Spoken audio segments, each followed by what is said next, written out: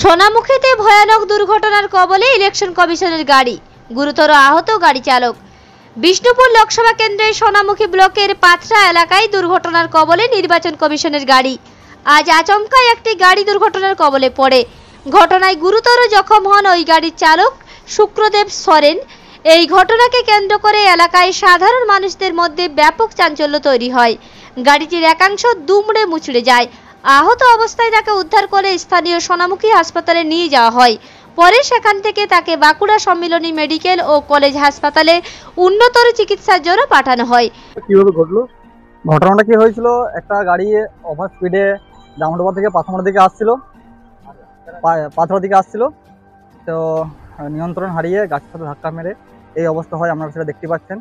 তো আমাদের আশেপাশের লোকজন আমাদেরকে খবর দেয়, আমরা খবর পেয়ে আসি এখানে। এসে পরে দেখি লোকটি ওখানে পড়ে আছে আহত অবস্থায়। তো আমরা নিয়ে পরে সোনামুখী হসপিটাল নিয়ে যাই। সোনামুখী হসপিটালে প্রাথমিক চিকিৎসা হয়। প্রাথমিক চিকিৎসা হওয়ার পর ওখান থেকে বাঁকুড়া মেডিকেল কলেজ রেফার করে। বাড়ির লোক ওকে বাঁকুড়া মেডিকেল কলেজ নিয়ে গেছে। কোথায় বাড়ি কি নাম সেটুকু জানা নেই, যেটুকু আমার মনে আছে আর আত্মীয় স্বজনরা বলছিল পাঁচাল সাইডে বাড়ি। তো গ্রামের নামটি এই পর্যন্ত আমার মনে নেই। গ্রামের নামটি কি? পাঁচাল সাইডে বাড়ি, কিংকড়ি, আশা করি কিংকড়িয়া বাড়ি। গাড়িটা কি কাজের সঙ্গে যুক্ত রেখে জানি না। তো ওই স্টিকারে লেখা রয়েছে, ইলেকশন কমিশনের স্টিকার লেখা রয়েছে, এটুকুই আমরা দেখতে পাচ্ছি। তো লোকটি কি করে না করে সেটুকু আমরা এখন পর্যন্ত কিছু জানা যায়নি।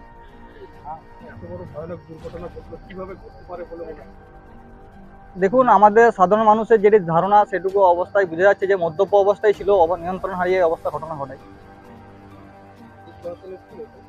এখনো পর্যন্ত তো পুলিশ প্রশাসন কিছু আসেনি। তো আমাদের এখানে দুজন র্যাপ এসেছিল।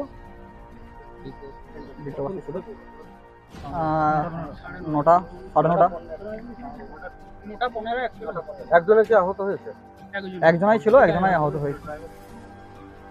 নাম আপনার? আমার নাম মুকুল মণ্ডল। বাঁকুড়া থেকে প্রীতম সাধুখার রিপোর্ট, রূপসী বাংলা মিডিয়া।